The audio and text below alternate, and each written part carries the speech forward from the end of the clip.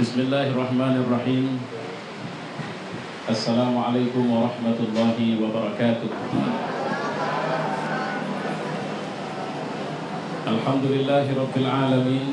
Wassalatu wassalamu ala asyrafil anbiya'i wal mursalin wa ala alihi wa sahbihi ajma'in.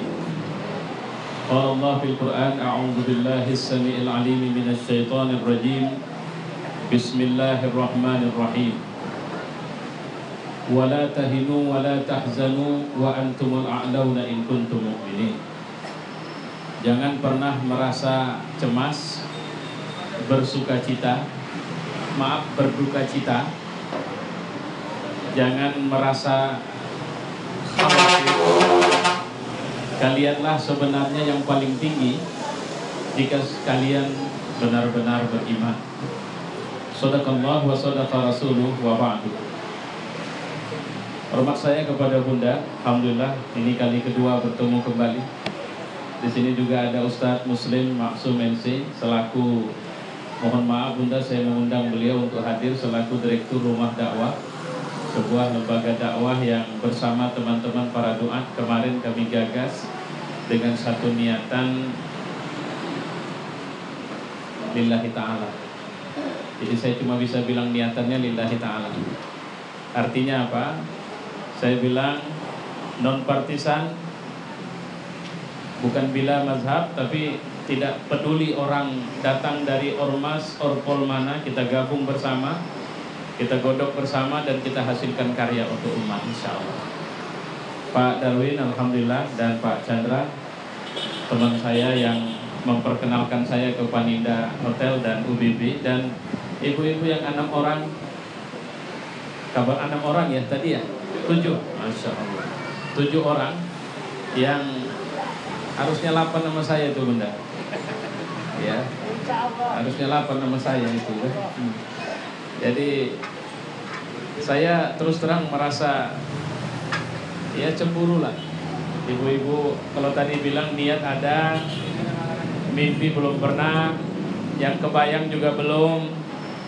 Kalau bahasanya macam mendapat rezeki durian runtuh begitu. Baik, ada satu kata tadi yang ingin saya ulas dalam ceramah ini, dan ini tidak lama. Maksud saya pembahasannya mungkin tidak lama. Saya kutip dari kalimat Bunda, saya ini budaknya Allah. Kemarin juga sempat saya bahas ini, walaupun tidak dalam total yang tidak detail. Sebenarnya dalam hidup kita harusnya bisa memahami bahwa rencana Allah sama kita sudah cukup jelas. Ini sudah berulang saya bilang. Ibu baru lihat saya sebentar ya. Ibu tahu apa rencana Allah sama ibu? Ibu tahu apa rencana Allah sama ibu? Ibu tahu? Belum tahu. Saya mau kasih tahu. Rencana Allah sama kita itu jelas, satu saja. Dia tidak mau kita masuk neraka. Dia mau kita masuk surga. Dan kenapa surga? Karena ada satu komponen dalam diri kita yang gak pernah bisa tenang sepanjang hidup kita, dan sering mengganggu perjalanan hidup kita, itu namanya nafsu kita. Nafsu kita selama di dunia itu tidak pernah bisa dipuaskan. Kalau kita mau A dan A itu terpenuhi hari ini, dia mungkin tenang sekarang, tapi dia akan bergeliat lagi besok. Itu nafsu kita. Kalau hari ini saya membayangkan saya ingin jadi gubernur di Sumatera Utara, apakah setelah saya jadi gubernur maka nafsu saya akan tenang?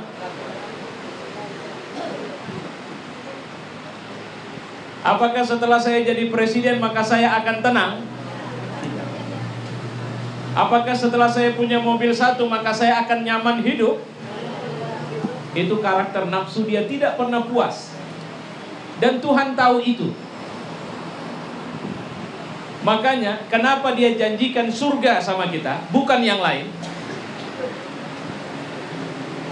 Kalau dia bilang, aku janjikan kepada kalian ridhoku, abstrak, nggak jelas. Ridho Allah itu apa sih bentuknya? Tapi kalau dia janjikan surga, kita bisa mikir. Nah, bagaimana dikabarkan Nabi? Apa itu surga?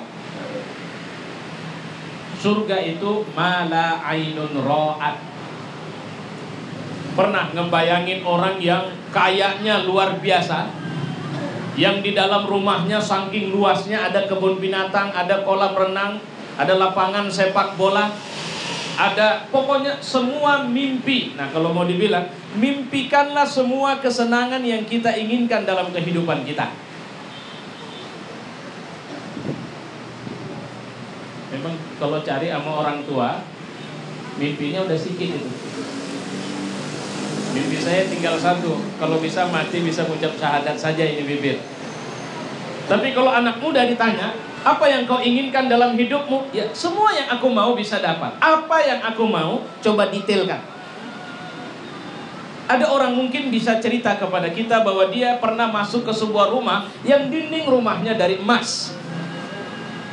Kalau masih bisa diceritakan atau masih bisa ditengok, itu belum nikmat surga. Saya berapa kali lewat rumah atau jalan masuk ke dalam rumah, sering detak saya, luar biasa ini rumah. Yang kebayang enak betul tinggal di rumah ini.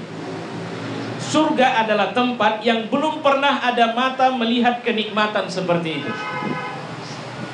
Wala uzunun sami'an.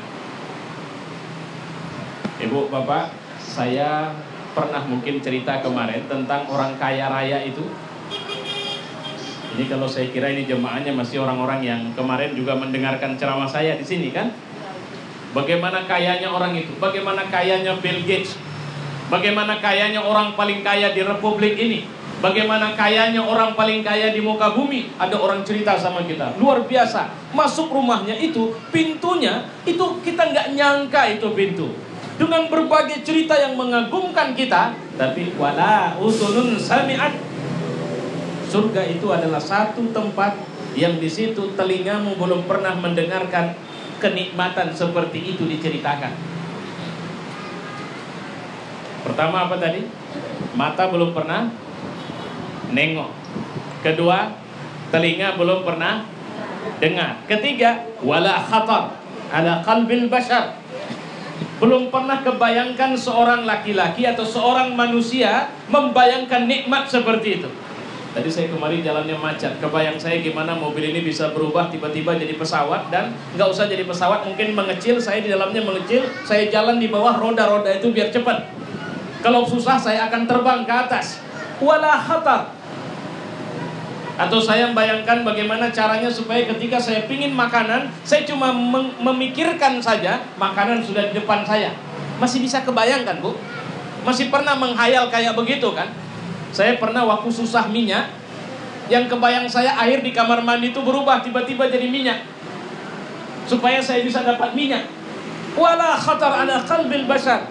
Surga bukan satu yang pernah terlintas dalam pikiran seorang manusia. Pernah ibu ngebayangin? Ibu umur berapa ibu sekarang? 59. Bapak masih ada? Udah nggak ada. Menikah ibu usia berapa? 17. Foto nikah ada? Ada. Mana lebih cantik itu sama sekarang waktu itu? Berapa banyak orang setelah menikah, hari-hari pertama dia sedang merasakan nikmatnya, tapi tahun kedua, tahun ketiga, tahun keempat mulai muncul cekcok.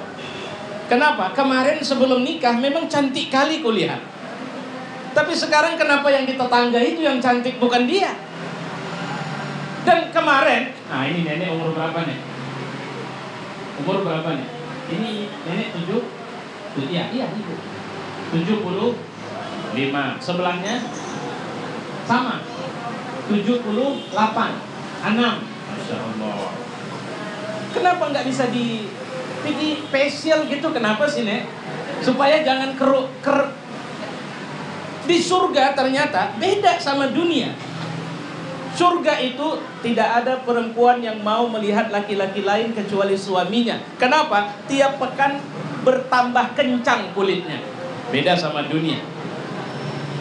Makin lama makin tua, keriput mulai datang. Tangan yang semula kencang pun sudah mulai nampak keriputnya. Itu dunia. Surga enggak. Makin lama kita tinggal di dalamnya, makin cantik. Nggak usah bayangin, nanti rasain sendiri. Jadi satu tempat janji Allah kita masuk surga. Apa itu surga? Yang nafsu nggak bisa ngomong lagi nanti. Persoalannya kita mengalami proses balik. Kemarin orang tua kita turun dari surga. Persoalan kenapa diturunkan dari surga? Karena nafsu. Waktu itu ceritanya begini, Ibu.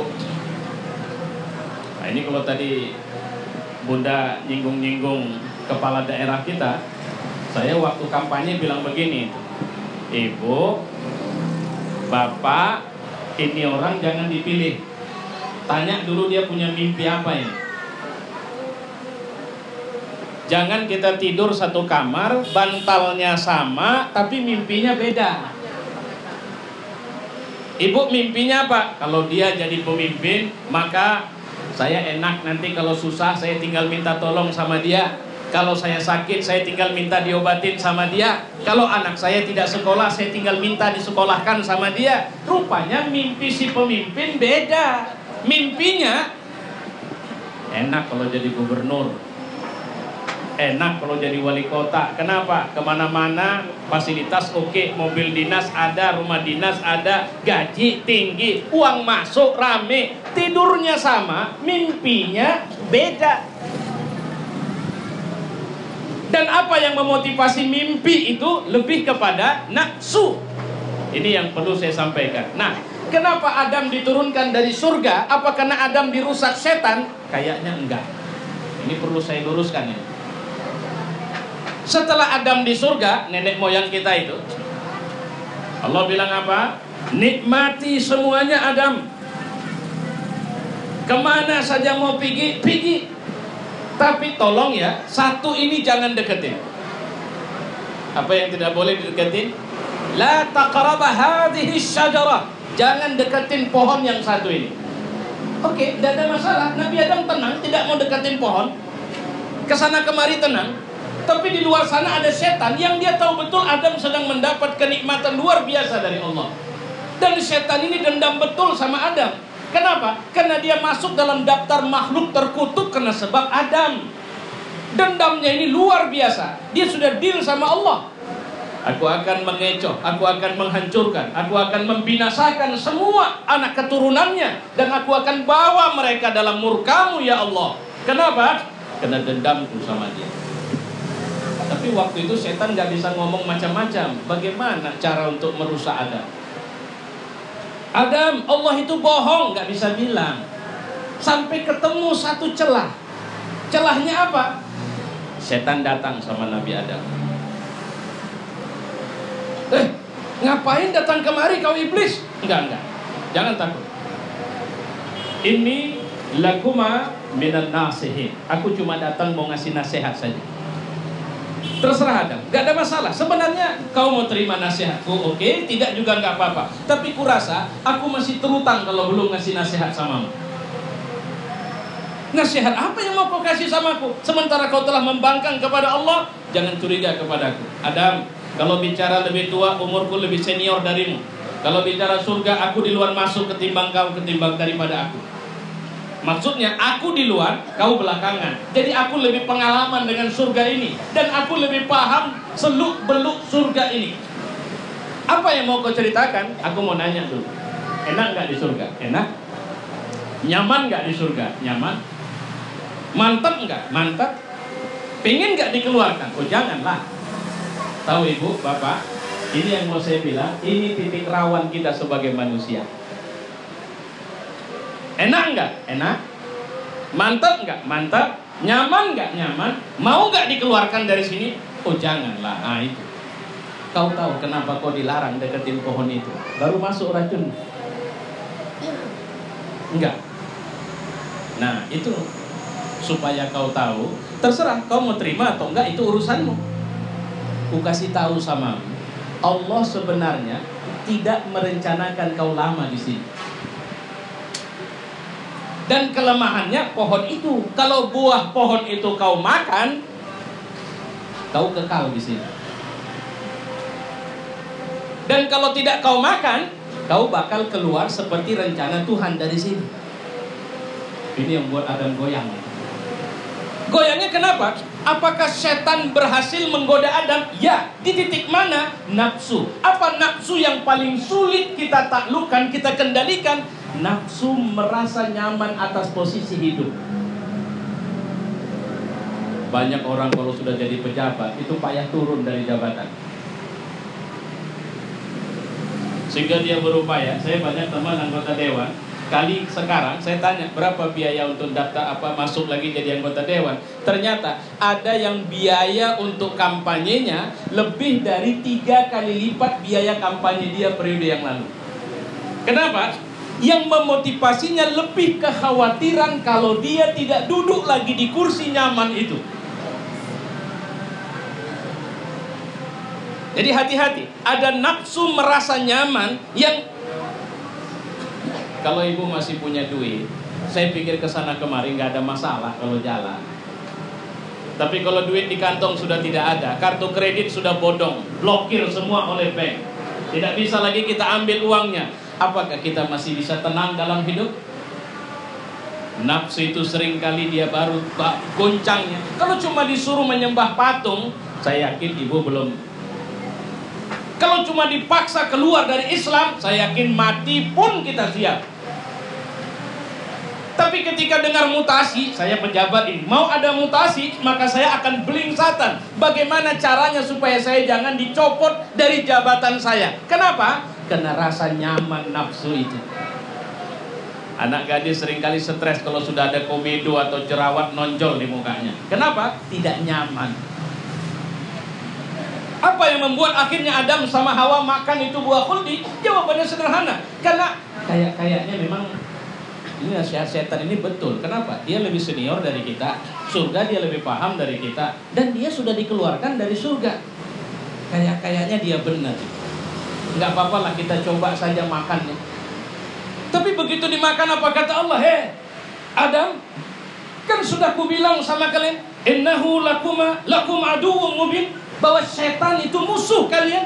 Kan sudah kubilang sama kalian bahwa dia akan datang dari samping kanan kalian, dari samping kiri kalian. Dia akan datang dari arah depan, dari arah belakang, cuma ingin menghancurkan kalian. Dia tidak pernah peduli pada posisi kalian. Ya Allah. Mau ustaz, mau pengusaha, mau pejabat, mau ulama, mau orang biasa, mau anak kecil, setan ingin merusaknya. Dan setan tidak peduli dengan itu semua. Kenapa setan tidak peduli? Karena dia pingin semua kita masuk neraka. Dan cuma satu manusia yang dia tidak bisa goyang itu. Siapa manusia yang satu itu? Manusia yang ikhlas kepada Allah Subhanahu wa ta'ala. Oke? Baik. Akhirnya Adam diturunkan ke dunia. Dan akhirnya dia beranak pinak. Dan anak-anaknya itu adalah kita. Dan dia juga mengingatkan satu kalimat yang sama. Makanya Adam itu doanya apa? Apa doa Nabi Adam? Rabbana zolamna anfusana. Nggak ada kalimat wahai Tuhan, karena setan telah mengganggu kami, maka kami kau keluarkan dari surga, kami mohon ampun. Nggak begitu. Tuhan, kami telah menzalimi diri kami sendiri. Apa yang dimaksud dengan menzalimi diri sendiri? Ini akhirnya Allah bilang, jangan pernah ikut kepada mau nafsu kalian ya. Karena sebenarnya nafsu itu bicara kesenangan, bukan kebahagiaan. Saya ulang sekali lagi. Kemarin saya chattingan dengan seorang istri seorang pejabat. Dia mengatakan bahwa saat jabatan itu diterima oleh suami saya, saat itulah rumah tangga saya mulai goyang. Saat itulah kebahagiaan yang dulunya ada di rumah ini, itu hilang. Ingat cerita Muzdalifah sama Sinasar? Rumahnya istana. Tapi siapa yang mengatakan bahwa istana bisa membeli kebahagiaan dalam rumah? Siapa yang bilang jabatan bisa membuat orang akan mengalami kebahagiaan dalam hidup? Tidak. Maka Allah ingatkan, ketika nafsumu masih memotivasi dirimu, maka kau tidak akan berakhir kepada surga. Ketika nafsu yang masih memotivasi diri kita, hanya akan berakhir dengan murka Allah Subhanahu wa ta'ala. Karena nafsu tidak pernah bicara kecuali kesenangannya saja. Maka curigailah diri kita di saat kita punya uang. Curigailah diri kita di saat kita tidak punya uang. Curigailah diri kita di saat kita punya posisi. Curigailah diri kita di saat kita tidak punya posisi. Bagus sekali orangnya ibu, cocok itu kita jadikan. Ini kan Medan mau pemilihan wali kota, cocok jadi wali kota itu. Rasanya bagus sekali. Curigailah semuanya. Saya sering mengatakan, ada berapa banyak orang yang mampu melahirkan kebaikan demi kebaikan yang begitu banyak dalam hidupnya, tapi ternyata kena sebab tujuannya bukan lillahi ta'ala, tidak ikhlas. Maka akan ketahuan setelah apa yang diinginkannya itu didapatkan. Ada berapa banyak orang yang mampu melakukan kebenaran demi kebenaran. Bahkan Pak Ustadz ini, dia mengucapkan kebenaran demi kebenaran. Dia berada di jalan orang-orang yang benar, tapi Allah tidak kenal sama dia. Kenapa? Karena tidak ada satupun keikhlasan dalam dirinya. Itu yang harus kita jaga. Saya pernah bilang nggak, apa contoh orang paling ikhlas? Nggak perlu belajar, ibu nggak usah ngaji kemana-mana, ibu sudah ikhlas, saya bilang.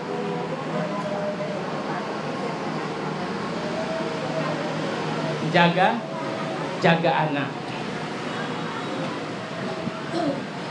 Anak ibu ini anak ibu ya bu? Bukan, anak siapa? Oh, anak ibu. Pulang dia, badannya penuh dengan kotoran. Ketika badannya penuh dengan kotoran, dia nangis pulang. Baunya luar biasa karena dia nyemplung ke paret hitam. Apa ibu delete dari daftar anak? Tidak. Walaupun mulut marah, orang tua bawa dia ke dapur. Ngapain? Mandi. Sabunnya pun sekian kali. Setelah disabun, taruh lagi minyak wangi.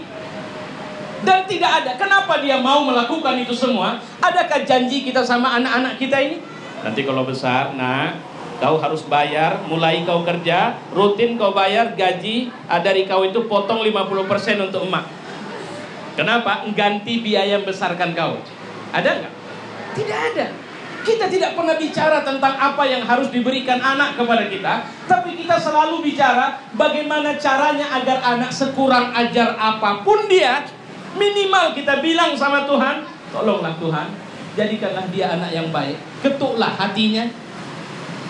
Kita harus bisa melakukan aktivitas hidup kita seikhlas itu. Ada sebuah cerita ibu, luar biasa. Seorang laki-laki dari Sudan. Dia berangkat dari rumahnya, bilang sama emaknya dia mau kerja ke Riyadh, ke Arab Saudi. Akhirnya ini anak susah ya. Dia cuma sekedar anak baik, anak taat, ibadah juga bagus, dia pergi ke Riyadh. Sampai di Riyadh, karena keahlian tidak ada, cuma karena dengar Saudi itu banyak duit, kerja enak di sana, tapi dia cuma jadi tukang kuli bangunan sana, kuli bangunan sini, yang jangankan nyimpan untuk kebutuhan hariannya saja pun pas-pasan. Sampai tahun kelima, Bu, tahun kelima. Ini kisah nyata ini. Tahun kelima dia tidak sanggup lagi mempertahankan masa tinggal dia di Saudi. Dia ngomong sama kawan-kawannya satu asrama, satu tempat tinggal, saya mohon maaf, kayaknya saya malu ngomong sama kalian. Simpanan saya banyak habis. Saya jangankan, sekalipun saya belum pernah ngirim ke kampung. Saya sudah rindu kali pulang kampung. Sepertinya saya tidak bisa tahan tinggal di sini. Tapi setelah saya cek tiket untuk pulang ke Sudan, dia orang Sudan. Saya tidak ada uang. Maukah kalian membantuku untuk menambah biaya belanja tiket atau beli tiket? Dan aku janji tidak akan lagi menjumpai kalian. Dan semoga Allah membalas kebaikan kalian semua. Kawan-kawannya terharu, akhirnya bantu. Dia begitu dapat kepak barang, berangkat ke travel, beli tiket. Ternyata flight tidak ada berangkat ke Sudan dalam seminggu ke depan. Nggak ada terbang. Kenapa? Karena Libya berkecamuk sehingga pesawat dari Saudi menuju Sudan itu dihentikan dalam seminggu. Dan hanya hari ke-7 ada penerbangan. Kalau mau silahkan beli tiket sekarang, nanti seminggu silahkan ikut terbang. Akhirnya dia beli tiket, habis duit. Nunggu seminggu kemana? Setelah beli tiket, dia pun bingung ke jalan kemana. Balik ke asrama sudah malu. Tadi janji sudah tidak akan mau ketemu lagi. Akhirnya singgah di sebuah masjid di Riyadh. Sholat asar di situ. Habis sholat asar dia tidak keluar, dia tidak tahu apa yang mau dia buat. Dia cuma baca Quran, dia mau masuk maghrib. Habis maghrib dia ibadah lagi sampai datang isya. Habis isya dia bingung, akhirnya datangi nazir masjid. Pak, boleh nggak saya tinggal di masjid ini seminggu saja? Kenapa rupanya? Dia ceritalah semua. Barter lah Pak, kalau boleh saya azan.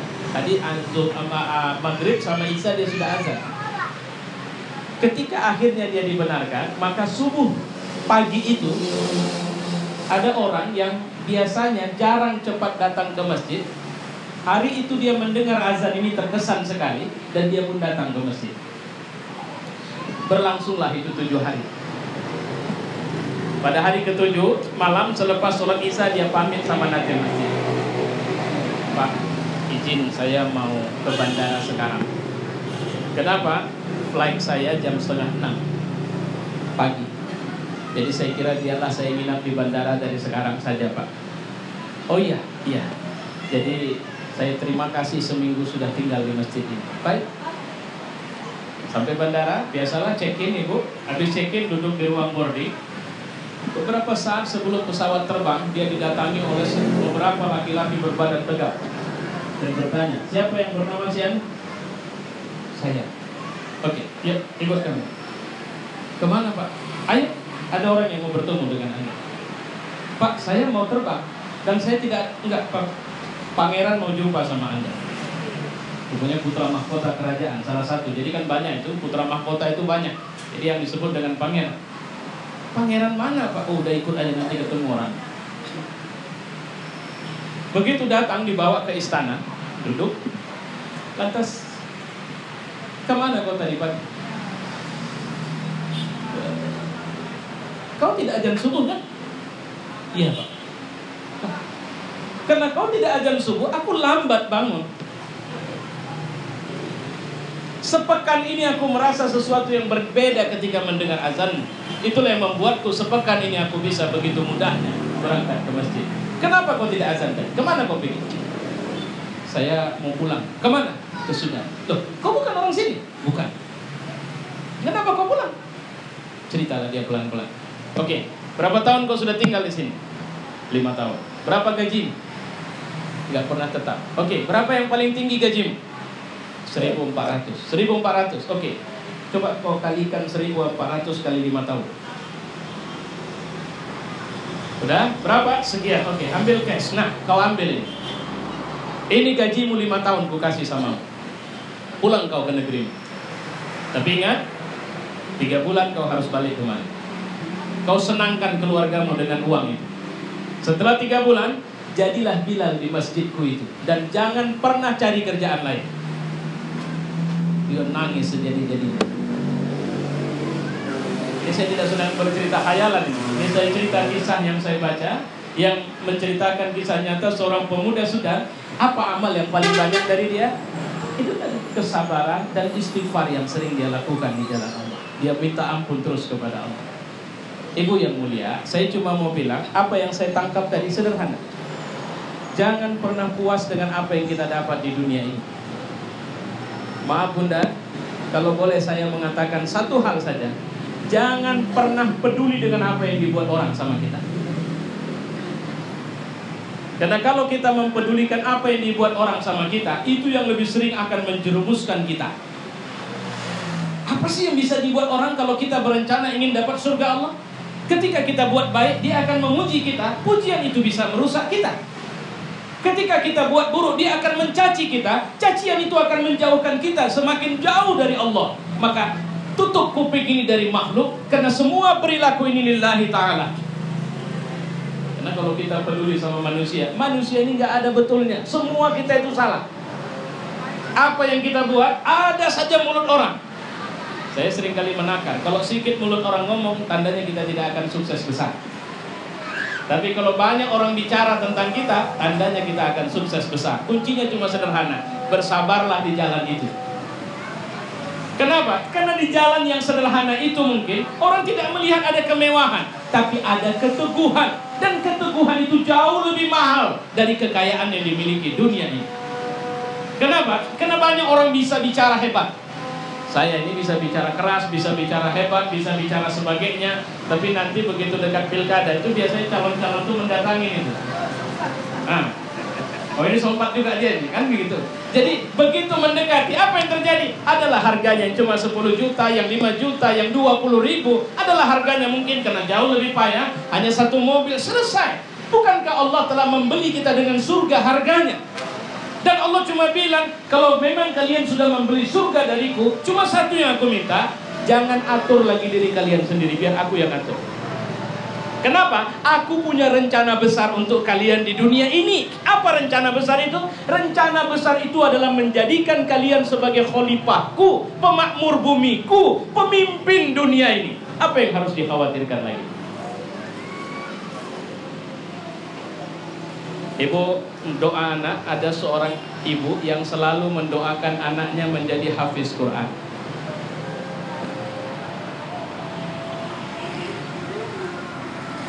Dari anak itu kecil sampai meninggal, ibu itu tidak putus mendoakan anaknya menjadi hafiz Quran. Di saat dia meninggal, anak itu berusia 60 tahun, tapi tidak ada satu juz pun yang bisa dihafal oleh anak yang berusia sudah 60 tahun itu. Tapi begitu ibunya meninggal, mulailah dia menghafal Al-Quran. Dan ternyata Allah memberi karunia, dia tidak menghafal dalam tempo yang lama. Jadilah dia seorang hafiz di atas usia 60 tahun memulainya. Ketika ada orang bertanya, sepertinya kakek adalah orang yang hafiz Quran. Imam di masjid itu asal salah, selalu dia yang betulkan bacaan. Sampai imam itu nanya sama dia, kayaknya kakek hafal Quran ya? Alhamdulillah, saya sudah hafal Quran. Sejak kapan kakek bilang hafal Quran? Sejak usia 60. Bagaimana? Apa kiat bisa menghafal Quran? Kiatnya kesabaran ibuku dalam mendoakanku. Jangan pernah menghayalkan secuil dunia ini, karena dunia yang kita dapat ini bukan rezeki yang kemudian akan berhenti di sini. Allah masih akan memberikan nanti di akhirat untuk kita. Makanya saya mau bilang sama ibu-ibu, saudara-saudara saya hanya bilang satu kalimat, anak-anak kita itu jangan pernah tahan semangatnya untuk dekat dan minta sesuatu yang lebih besar dari bayangan kita. Tamat anak ibu yang kelas 3 SMA, kemudian dia bilang sama ibu dia mau masuk fakultas kedokteran, kalau nggak bisa negeri swasta. Sementara ibu single parent, orang tua tunggal, suami ibu sudah tidak ada. Terus kemudian pekerjaan ibu cuma pembantu rumah tangga yang bulanannya 800 ribu. Anak ibu pingin masuk fakultas kedokteran, kira-kira apalah jawaban itu? Mana tadi ibu yang udah? Ibu yang saya tanya tadi, orang suami udah nggak ada. Kira-kira kalau anak nanya bagaimana, apalah jawaban ibu? Pergilah ke dapur sana gosok gigimu dulu. Atau berkaca lah kau dulu. Otakmu pakai. Jangan kau pikir omakmu ini konglomerat. Kau bisa sekolah tamat saja sudah syukur aku. Kau minta kuliah, kuliahmu kedokteran pula lagi. Pakai kalau nggak bisa negeri swasta pun nggak apa-apa. Kau pikir swasta lebih murah dari negeri? Saya kira itu jawaban orang yang tidak kuat imannya. Bagaimana cara jawaban orang yang kuat imannya? Nah, itu serius mau masuk fakultas kedokteran? Iya, Mak. Memang cita-citamu? Iya, Mak. Kalau bahasa Bunda tadi mimpi. Memang mimpimu itu? Mimpi, Mak. Apa rupanya? Kenapa rupanya kau mau jadi? Aku pingin kalimat bisa mengasuh emak kalau sudah tua dengan ilmu kedokteran itu. Ayo. Sudah mulai buka rupanya. Udah, Mak. Udah bisa ambil formulir? Udah. Kau ambil formulir sana. Tapi nanti biayanya gimana, Mak? Enggak urusanmu itu. Pergi sana. Udah pergi dia, baru ibu tengok agak jauh dia, ambil ibu sajadah. Apa yang mau ibu lakukan dengan sajadah itu? Ibu sholat dan kemudian ibu silahkan bilang sama yang nitipkan dia sama ibu, Tuhan, anak yang kau titipkan 16 tahun lalu udah besar dia, baru tamat dia SMA. Kau dengar, pasti kau dengar dia tadi bilang dia mau masuk ke kedokteran. Kau tahu, pasti kau tahu betapa remuknya hatiku mendengarkan permintaannya itu. Dan kau tahu, pasti kau tahu Tuhan, bahwa aku tidak mau dia itu putus asa, frustasi, atau kemudian hilang semangatnya dengan jawabanku yang menghambat cita-citanya. Aku tidak mau. Aku sama sepertimu Tuhan. Aku tidak mau anak itu putus cita-citanya. Tapi kau kan tahu, rezeki yang kau titipkan sama aku bulanan cuma 800.000. Itu pun untuk bisa ngidupin makan kami sudah alhamdulillah. Aku nggak pernah protes samamu. Tapi hari ini ketika anak yang kau titipkan samaku itu minta dia masuk fakultas kedokteran, aku minta samamu. Aku tidak minta rezekiku ditambah. Aku cuma minta kau urus bagaimana caranya biar aku mengerjakan pekerjaanku Tuhan. Itu baru orang ya. Ketika anak itu pulang nanti, mak, ini formulirnya udah diisi, udah pikir balik lagi sana dapat. Coba, apa rencana Tuhan? Bisa saja Allah memberikan rencana bahwa anak ini diterima tanpa biaya karena hasil tesnya terbaik.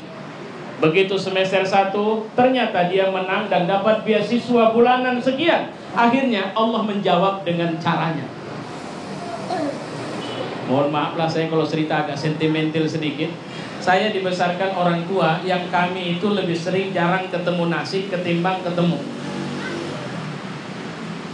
Ketika saya tamat SMA, saya tidak pernah membiarkan orang tua saya yang mengatur cita-cita saya. Tapi saya mau cita-cita saya dibantu oleh orang tua saya untuk mewujudkannya. Saya datang, Mbah, aku mau masuk IAIN. Oke, ambil SIM, abah saya driver, supir. Ambil SIM abah, kalau laku dijual kau gunakan untuk biaya kuliah. Artinya, kau nggak usah bicara macam-macam. Dia tidak bilang jangan. Dia cuma bilang ambil, itulah harta terbaik. Itulah termahal yang abah punya. Kalau kau rasa itu laku dijual, kau jual untuk biaya kuliah. Artinya dia tidak. Saya akhirnya bilang apa? Oke lah, gak masalah. Saya akan kerja setahun. Saya akan kumpul biaya, nanti setelah setahun saya kuliah. Tapi Allah punya rencana lain. Dia tidak kasih saya kerja. Siapa yang ngurusin kuliah saya? Yang ngurusin kuliah saya waktu itu wali kota Pematang Siantar almarhum. Saya berdiri di sini, pahala ada sama dia insya Allah. Dia suruh pejabat, kau daftarkan ini anak, jangan ku dengar dia tidak masuk. Walaupun saya tidak mau berlama-lama, cuma 3 semester saya ambil biaya. Setelah semester keempat saya merasa bisa bayar sendiri, saya putus beasiswanya. Artinya apa? Jangan pernah batasi masa depan atau luar biasanya anakmu dengan fakta. Aku hari ini siapa? Ibu sudah tahu berapa jumlah anak saya? Kan saya sudah bilang kemarin 9 orang. Ada 2 orang dari 9 itu saya bawa. Mungkin istri saya tidak turun, saya bawa istri saya. Lagi tidur tadi di mobil. Jadi yang nomor 8, nomor 9 itu ikut.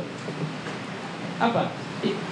Kemarin saya ceramah di satu tempat, ada seorang ibu yang begitu saya bilang 9, kepalanya tidak berhenti bergeleng begini. Artinya mungkin saya bilang, ibu nggak habis pikir ya? Nggak kebayang ibu bagaimana, kenapa sampai 9? Karena saya tidak pernah membayangkan berapa atau tidak pernah membatasi jumlah anak saya dari rezeki yang Allah kasih sama saya. Tidak pernah. Saya tidak pernah belajar seperti itu. Sama saya rezeki mereka Allah yang atur. Tugas saya adalah menjalankan apa yang disuruh Allah bagi anak-anak yang dititipkan itu. Dan saya tidak pernah bilang kepada mereka bahwa tolong batasi cita-cita kalian dan tidak mungkin bisa lebih besar dari buya kalian ini. Tidak. Saya selalu bilang, kalian harus lebih besar apapun caranya selama itu dalam kebenaran. Artinya apa? Jangan kalau ibu supir suaminya terus menghayalkan anak, sudah cukuplah pak, nanti jadi kenet saja udah cukup bantuin bapaknya. Tidak boleh. Allah tidak pernah merencanakan kita jadi orang Islam cuma jadi sampah saja. Ini terakhir dari saya. Sekarang kita sedang punya masalah luar biasa ini di tengah umat Islam. Sebab pertama, merosotnya jumlah umat Islam. Data BPS, umat Islam sekarang makin terus menurun. Semakin menurunnya umat Islam dibarengi dengan semakin menurunnya kualitas umat Islam. Apa tanda kualitas umat Islam semakin menurun? Negeri-negeri Muslim sudah mulai dipimpin oleh pemimpin-pemimpin kafir. Di Kalimantan ada berapa provinsi? Negeri Muslim, kafir gubernurnya. Jakarta negeri Muslim, kafir gubernurnya. Simalungun itu 60% lebih Muslim, cuma sekali punya bupati Muslim, habis itu kafir semua. Apa yang menyebabkan? Sederhana. Sekarang ingat, Islam bukan agama yang menyuruh kita berhenti jadi orang benar. Titik, tidak. Islam adalah agama yang menyuruh kita jadi orang benar dan tularkan kebenaran itu apapun resikonya. Kenapa? Ketika kemaksiatan merajalela, itu sebabnya dua. Tidak ada lagi orang benar yang punya kekuatan atau punya kekuasaan. Makanya orang banting kartu tidak segan sama orang benar. Makanya orang jual sabu tidak khawatir dengan banyaknya orang benar di situ. Kenapa? Karena orang benarnya tidak punya kekuatan dan tidak punya kekuasaan. Terakhir nih, seorang supir direktur perusahaan besar, solehnya luar biasa. Sholat tidak pernah tinggal. Baca Quran 1 hari 1 juz, tahajud tidak pernah tinggal, zikir rajin, puasa sunnah rajin. Direkturnya kebalikannya. Sholat malas, zikir apalagi, bezina rutin, dugem memang kerjaan. Yuk, satu hari si direktur bilang, yuk Pak, jalan kita. Kemana Pak? Dugem. Kira-kira bisa berani nggak si supir untuk bilang tidak mau Pak? Berani? Tidak ada kekuasaan dan kekuatan. Maka Allah sebenarnya merencanakan untuk kita berpuasalah dan kuatlah sebagai orang beriman, tapi jangan lupa dari Dia. Karena kalau lupa dari Dia, jangankan akhirat, dunia saja orang itu sudah bisa merasakan akibatnya. Maka ambil semua posisi. Bunda, kalau ada kekayaan, gunakan untuk kekuatan dan kekuasaan lillahi ta'ala. Bapak-bapak, ibu-ibu, kalau ada apapun, jabatan, anak, apalagi suami, harta, diri, gunakan itu untuk merebut kekuatan dan kekuasaan lillahi ta'ala. Itu yang harus kita bangun. Wallahu a'lam bishawab. Semoga Allah jaga kita semua, keikhlasan kita, karena setan itu nggak pernah tenang itu. Ibu yang mau berangkat umroh ini sedang ikhlas-ikhlasnya ini, ya kan? Sedang banyak ibadah. Ini karena sedang ada tujuan. Jangan nanti pulang dari sana turun. Kenapa? Karena tujuannya udah kecapek.